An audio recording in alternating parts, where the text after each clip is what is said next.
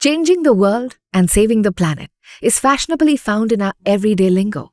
All that buzz in the 21st century among millennials and Gen Z is about sustainability, conscious businesses, and even investing for impact. And what do they mean by it? They mean, let's focus not just on financial returns, let's also do good. But where it gets into murky waters is when they imply that you can do well and you can do good. You can get both. And my view is that there must be a trade-off. Because if there is no trade-off, then we don't need to talk about it. Doing well is also doing good. So first thing we need to understand is we must accept that there is a trade-off. That is, if you invest in something that creates social impact, there may not be as high a financial return. So you have to give something up. There is no free lunch. And that requires more work and more thinking. Going green looks great, but the question is how to find investment for it and the kind of investors for it. Whether they are ones who invest for a social benefit or for monetary payoffs. There is philanthropic money that's willing to accept lower returns. There are commercial investors that are not willing to accept lower returns. But the twain shall not remain separate. We need to bring them together. Why? Because philanthropic money is limited. There isn't so much to go around.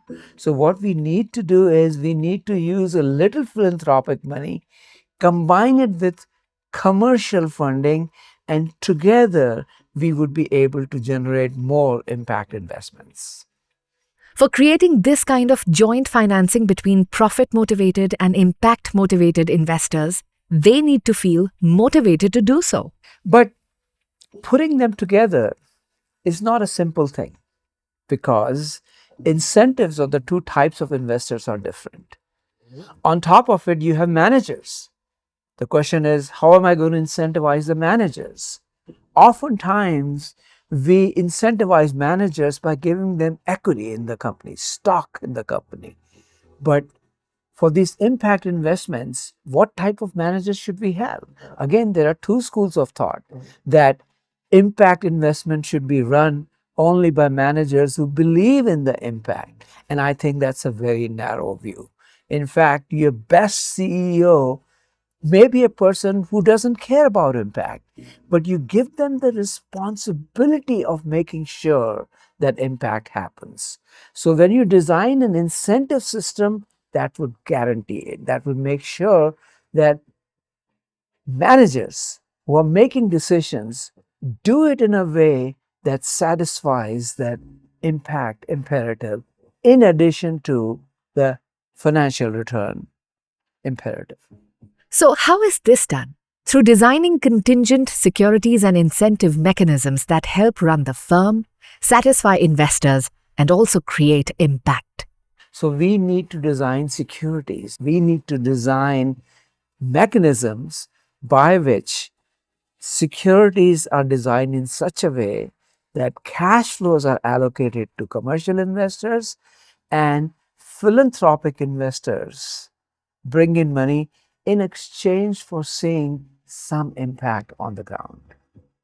So what do we need to be able to design such a system in which incentives are right and we create securities that are designed properly?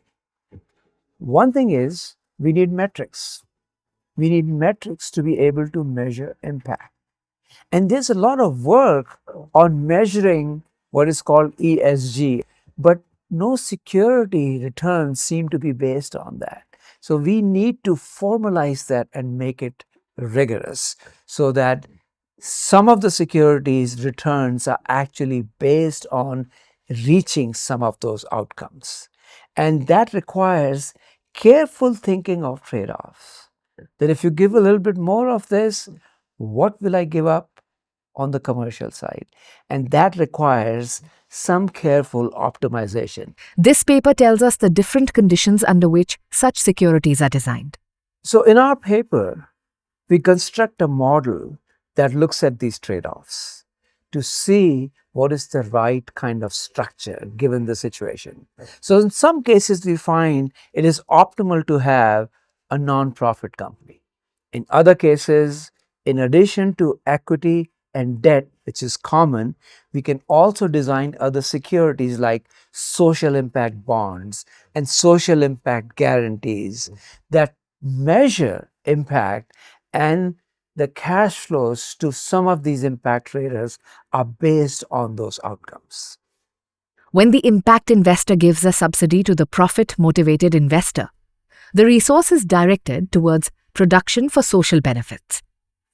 So the application of the paper is that we find that with the right design of securities, some impact investments that never got taken because they were not feasible will now become feasible with this extended incentive and design structure. This is likely to expand the scope of impact investing.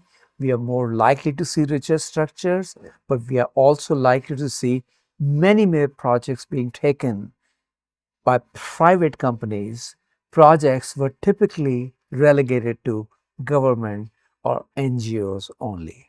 And the other thing you have to realize is that philanthropic money is limited. So we have to use it judiciously. We can't just say, let all philanthropic money run the entire project. But that's expensive, because if I can do it with 1/10 of it, I'll be able to do 10 times as many projects. And that's what our paper tries to do. Tries to say, how do you optimize so that you use philanthropic money judiciously by combining it with the money that can come from regular commercial investors. As reducing carbon emissions, sourcing better products, enhancing labor conditions, and creating ESG frameworks grow popular, there is a need to be realistic about the resources available and find ways to optimize returns. It becomes important to design securities that motivate profit-motivated investors to commit their resources to social good. This will happen when they are incentivized through pay-for-success contracts that provide larger payments when social goals are achieved. Similarly, the impact investors should hold social impact guarantees that compensate them with cash if impact goals are not met. These help direct resources and motivate investors towards the achievement of social goals. The goal of this paper was to provide a conceptual understanding of how to design these securities and how to create metrics for measuring impact. As we progress, as people begin to understand these trade-offs, we are going to see much richer structures, much richer corporate structures, much richer set of securities beyond simply debt and equity.